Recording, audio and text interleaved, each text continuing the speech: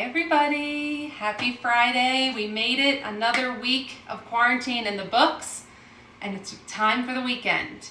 And we're making ooey, gooey, rich, amazing mac and cheese. But we're gonna wait a couple minutes before we get started just so you guys can get everything you need together.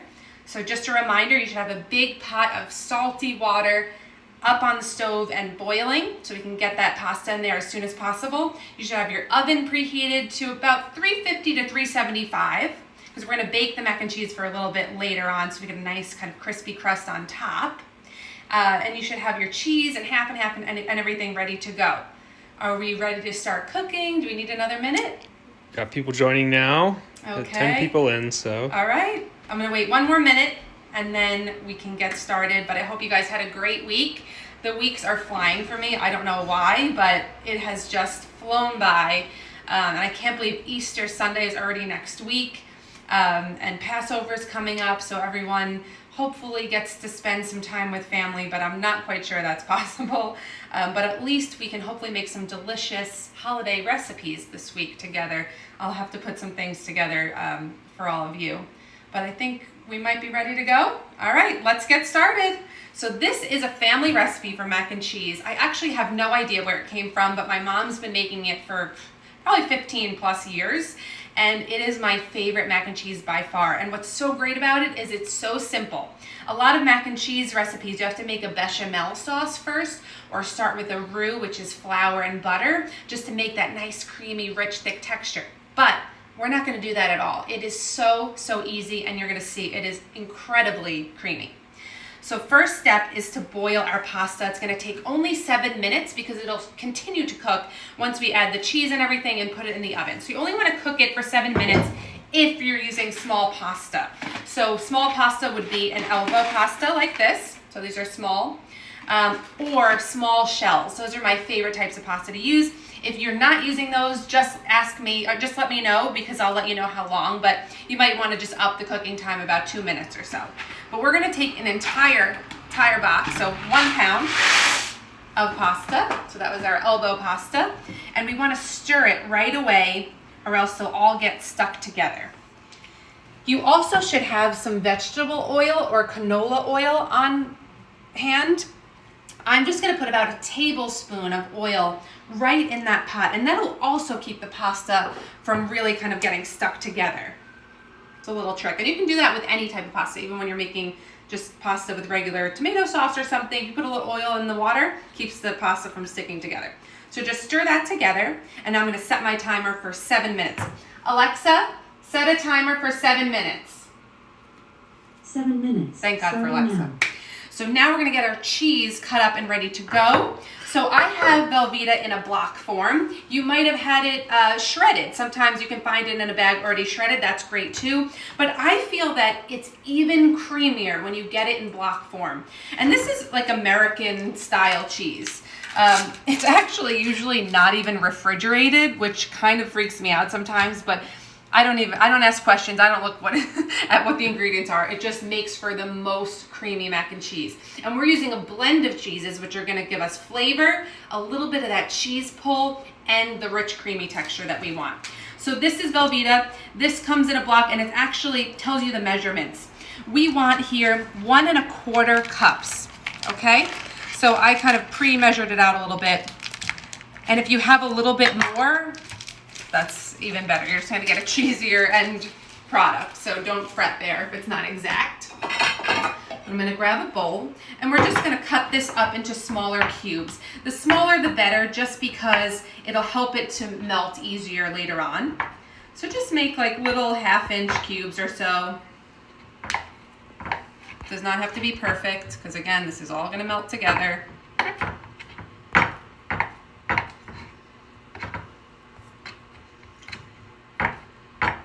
You know, like I love to eat healthy. I love veggies. I love lean proteins, nice grains. And I really, I love to live a healthy lifestyle overall. But sometimes you need to cheat. Sometimes you need a nice, naughty day to just make you feel so comforted, especially during this time right now. So rich, creamy mac and cheese, there's nothing more comforting than that, right? So put your cheese in a bowl, and now to the 1 1/4 cups of Velveeta, we're gonna add some shredded cheese. So I have here, it's a mix of Colby cheese and Jack cheese, and then I also have shredded cheddar. Sometimes there's a blend that you can get that has Colby and Jack and cheddar already together. I couldn't find it this time, that's okay. But we're gonna do 2 cups. So I'm gonna do about 1.5 cups of this Colby and Jack blend, because that also makes for a nice flavorful and very kind of cheese pulley, Instagram worthy mac and cheese. And then we'll do about 1/2 to 3/4 cup of cheddar. And I need a little more of this Colby Jack, another 1/2 to 3/4 cup. And we might add more cheese later if we decide it needs to be cheesier, but I don't think so. I think we'll be okay. Okay, so another 1/2 cup. So it was 2 cups of the shredded cheese.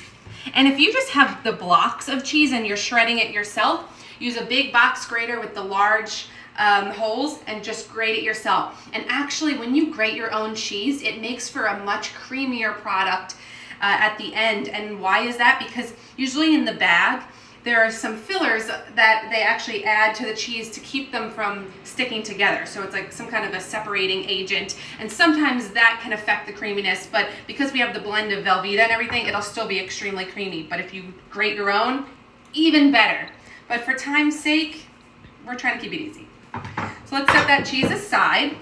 You also should have 1 stick of butter. I have here, I'm gonna put this lid on because mine's getting a little too cold. I have unsalted butter. Salted's also fine, but you want to watch how much salt you add in later on. So just that should be melted up, just so that's easy to incorporate. And then we're gonna put our wet ingredients together. So you're probably thinking, egg, why are we putting egg in the mac and cheese? So the egg, the fat and the yolk really makes for, again, a creamy mac and cheese, and also helps bind everything together. So I love to put just 2 eggs for this batch. So just put 2 eggs right in a measuring cup or a bowl. And then we're going to add our 1/2 and 1/2.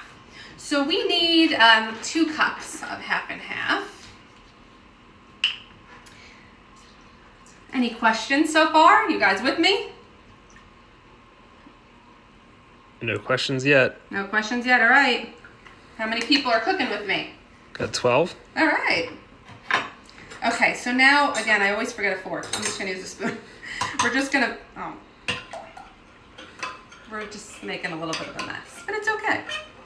So just mix the egg and the cream, the 1/2 and 1/2 together until it's one homogeneous mixture. We wanna make sure it really is combined nicely. You don't want any kind of extra lumps of that egg white in there, or else it may not incorporate nicely into the mac and cheese later on. So just make sure we blend that together really well.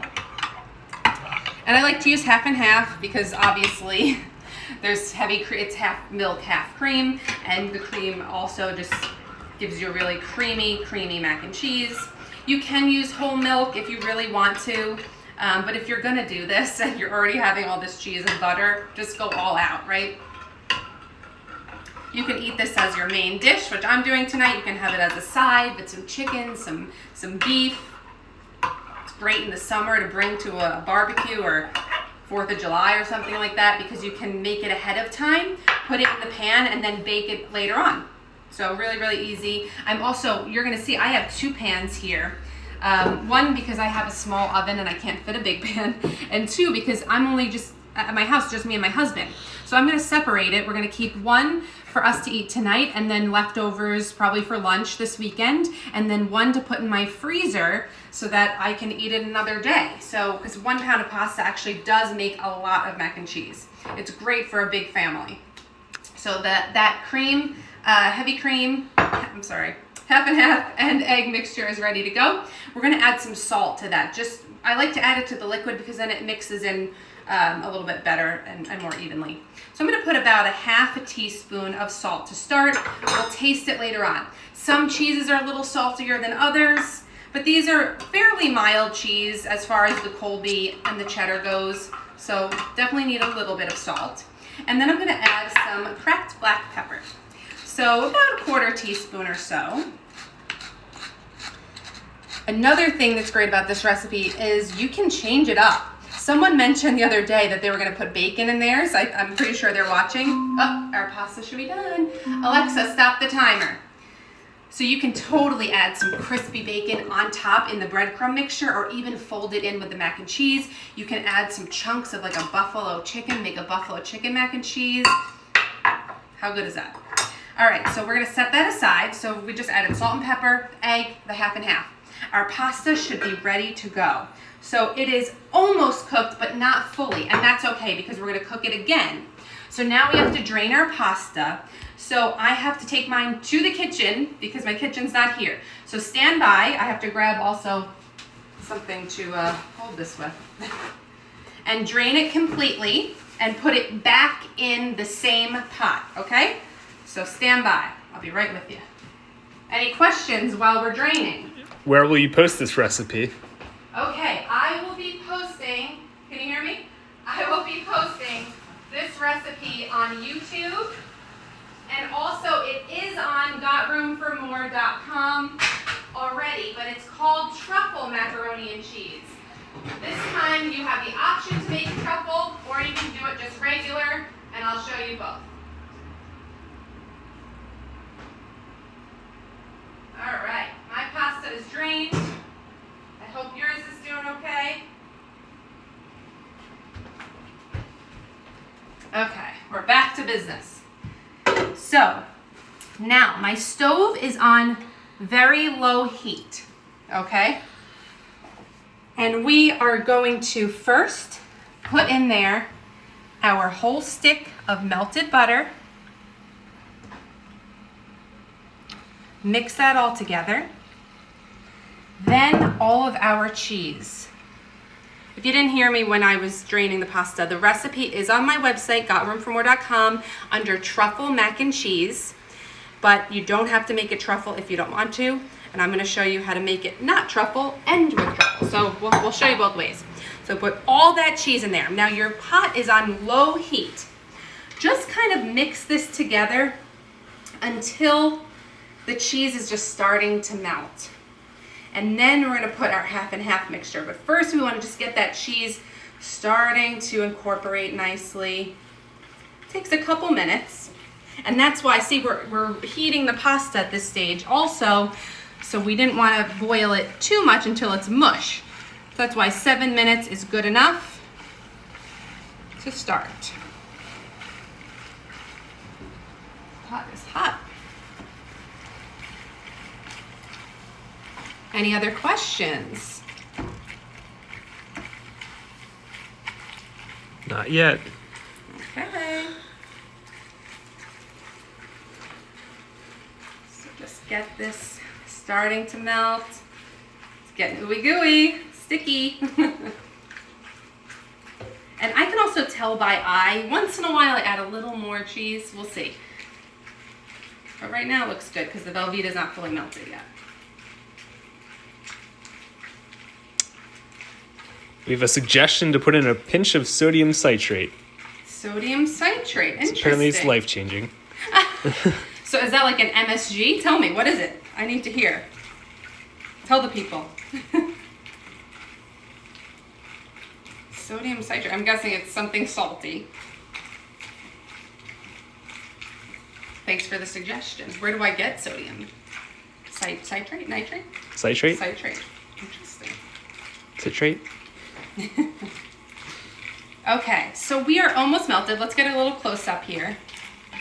There's just a little bit left of that Velveeta to go, but we can add that half and half mixture. Now, because there are eggs in this mixture, you know, you do always want to be careful that it doesn't curdle. We should be fine though because it's mixed with the half and half nicely. Just add a little bit at a time and make sure you're stirring really nicely. Keep stirring. Make sure you're really moving it around. Okay, get all the salt and pepper out of there. And mix and just get that moving along. It's looking cheesier. Whoa, so good.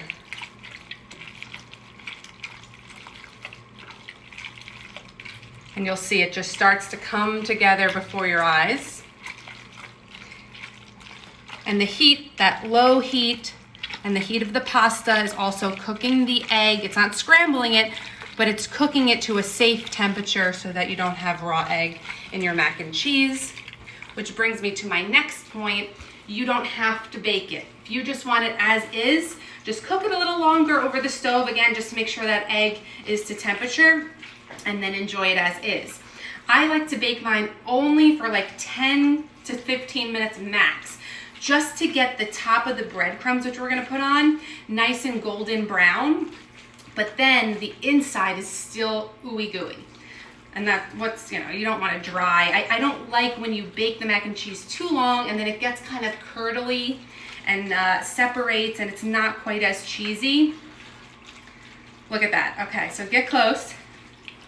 This is super cheesy and wonderful. I'm gonna give this a taste. Our egg should be cooked enough at this point. If you're not comfortable, you don't have to taste it. Actually, perfectly salted. I think we put about a half a teaspoon of salt. That was great. I am gonna add a little more pepper. You can also, another great addition to this is just putting about like a teaspoon of dry mustard powder, ground mustard. This is not a good pot holder. But the ground mustard adds a great flavor too. Okay, I think we are ready to go here. So now I'm just gonna set this off the heat for a moment. Sure we're off. We have a question. Yeah, talk to me. How do you avoid the pasta getting too soft after keeping it on the heat for so long? Honestly, I just tasted it. It still has a little texture. It's just making sure you don't boil it too long in the beginning.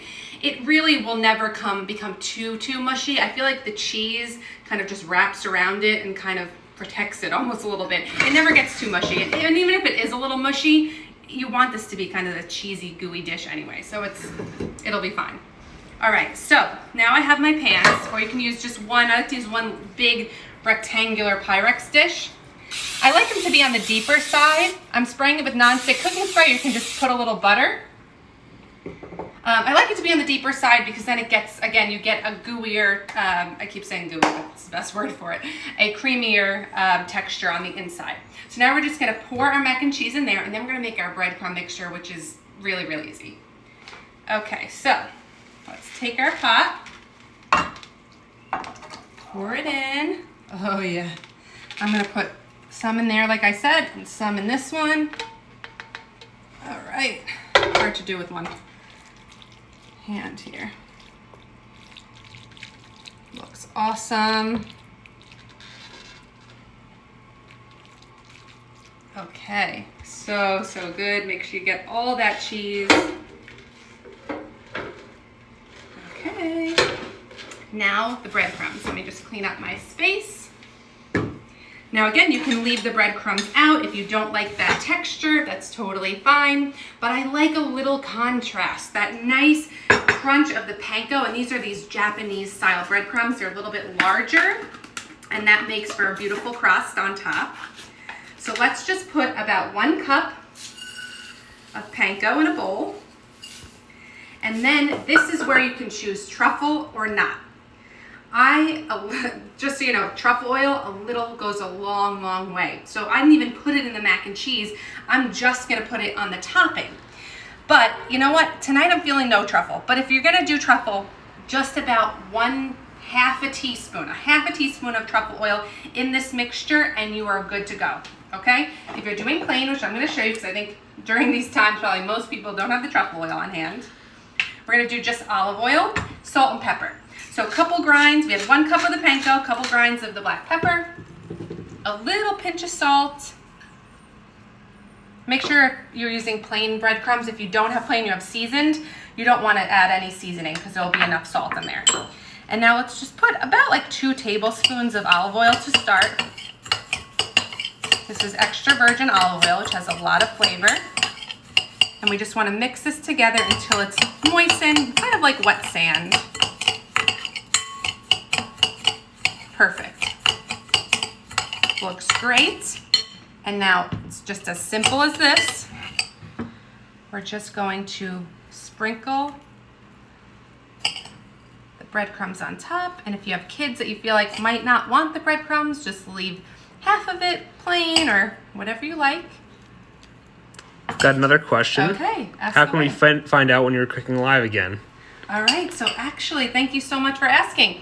I was going to mention on Monday at 6 p.m. Eastern Standard Time, I am going to be going live with a friend of mine, but we're not together because everybody is isolating themselves, of course, to protect each other at this time. So she lives in Vail. Her name is Sarah, and she's from Healthy-ish Foods. She has an incredible blog and Instagram. You have to follow her. She's all about a healthy-ish lifestyle. So sometimes healthy, sometimes some cheat days. She has amazing, amazing recipes.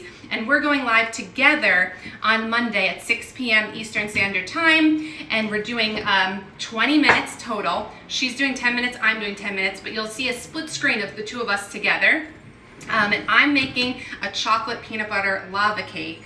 They're amazing and super easy. And she's making a plant-based vegan cacio e pepe pasta. It is a creamy, delicious pasta, but plant-based.